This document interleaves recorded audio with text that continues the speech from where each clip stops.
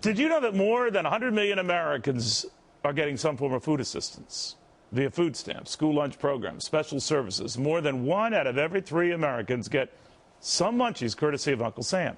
Ed Rensi's all for helping those in need, but the former McDonald's USA CEO says you can't tell him more than 100 million Americans are in need of this, and taxpayers shouldn't be the ones stuck with paying for all of this and all of them. So, Ed, you're not buying that figure.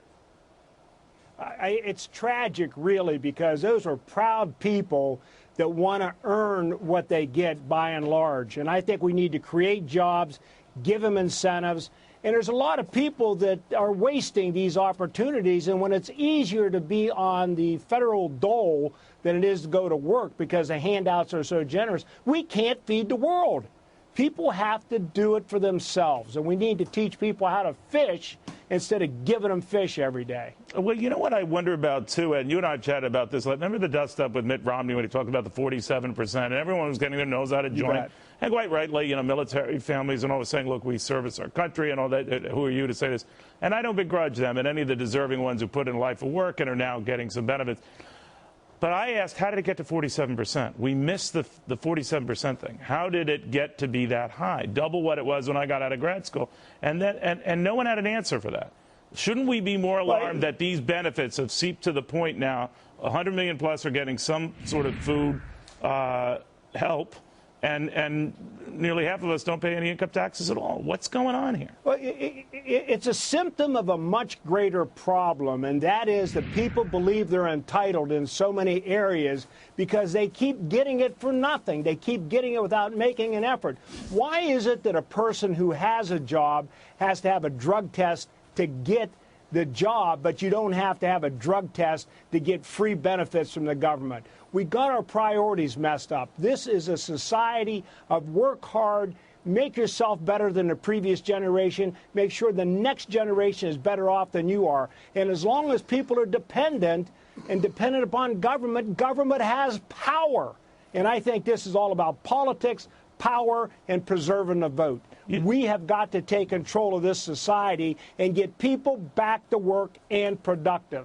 Do you think, though, that we just don't get it, that we continue to espouse, you know, independence and hard work and all this, but we have a government backstop that not only inhibits the process, but replaces it?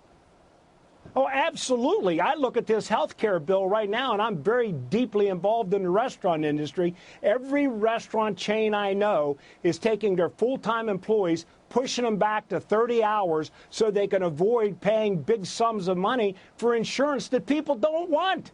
This policy is, the wheels are coming off this wagon if you think it's about health care. I think it's about embedding government into your personal life to keep you dependent. And I think this recent decision to take the health care penalties and move them out is both political, and it ensures that people will then go on to the federal exchange program and we'll have a single-payer system. By the way, I suspect was the goal all along. That's a brilliant point on your part. Absolutely. But now I'm wondering, you know, they were quick to extend that for businesses, not so for individuals. Individuals still have that mandate in effect, so they've got to move fast. I think that's the next thing to be delayed and delay and delay and delay. Too. And this law is unraveling.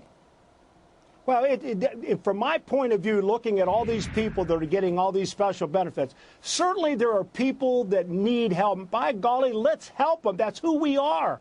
But people that don't need it ought to be made to go to work or have. Well, you can't tell me it's 100 million, Ed. You can't tell me it's 100 million. You can't tell me it's a third of all Americans. And if we're at that point, we're Mozambique. And I've been to Mozambique. Absolutely. We're not Mozambique. Absolutely. Amazing. Ed Saul Alinsky's winning.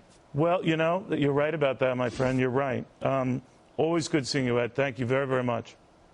Thank you. Let's get this fixed. Well said. Ed Rensi. Now Republicans.